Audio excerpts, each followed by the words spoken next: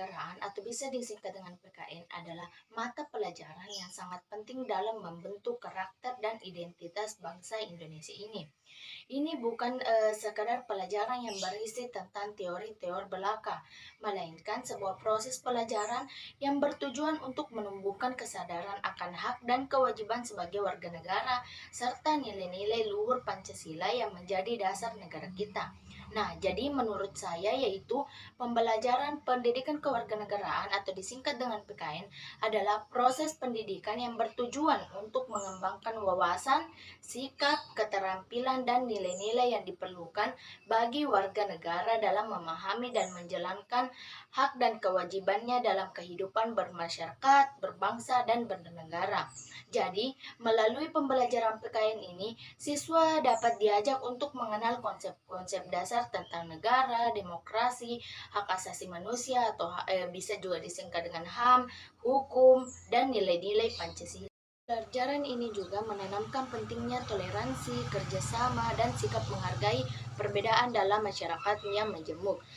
PKN berfungsi untuk mengembangkan sikap kritis, kesadaran hukum, toleransi, serta kemampuan berpartisipasi aktif dalam kehidupan sosial politik.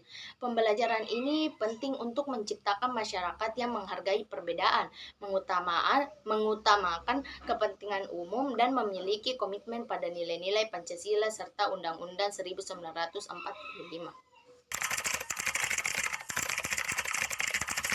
Menurut saya, belajar pendidikan kewarganegaraan memiliki peran yang sangat penting dalam kehidupan berbangsa dan bernegara. PKN mengajarkan bagaimana cara menghargai perbedaan suku, agama, ras, dan golongan dengan tetap menjaga persatuan. Ini menjadi bakal penting dalam menghadapi berbagai tantangan di era globalisasi, di mana interaksi dengan berbagai budaya dan nilai yang berbeda semakin intens. Melalui PKN, kita diajak untuk memahami lebih dalam tentang nilai-nilai dasar yang menjadi fondasi sebuah negara, terutama ideologi Pancasila, Undang-Undang Dasar 1945, dan sejarah perjuangan bangsa. Tidak hanya itu, dengan mempelajari PKN, kita dibimbing untuk memahami bagaimana sistem pemerintahan dan demokrasi bekerja, serta bagaimana kita sebagai individu dapat berpartisipasi dalam proses tersebut. Ini melibatkan pemahaman tentang hak dan kewajiban sebagai warga negara yang menjadi landasan penting untuk menjalankan hidup yang harmonis di tengah masyarakat. Tanpa PKN, mungkin kita bisa akan kehilangan arah dalam memahami peran kita di masyarakat, serta pentingnya berkontribusi untuk kemajuan dan kesejahteraan bersama. Sebagai bagian dari generasi Z, saya merasa memiliki tanggung jawab besar dalam ikut berkontribusi terhadap perkembangan pendidikan di Indonesia. Generasi saya tumbuh di era digital, di mana akses informasi lebih luas dibandingkan generasi sebelumnya. Nah, salah satu cara saya berkomunikasi dengan memanfaatkan teknologi untuk mendukung proses belajar. Teknologi bukan untuk memudahkan akses terhadap materi-materi pelajaran, tetapi juga membuka peluang untuk menciptakan lingkungan belajar yang lebih interaktif yang menyenangkan.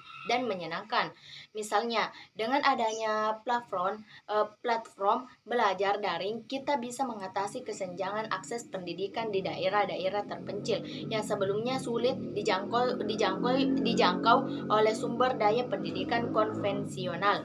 Ini memberikan kesempatan bagi anak-anak di seluruh Indonesia untuk mendapatkan pendidikan yang sama kualitasnya, meskipun mereka berada di wilayah jauh dan di pusat-pusat pendidikan.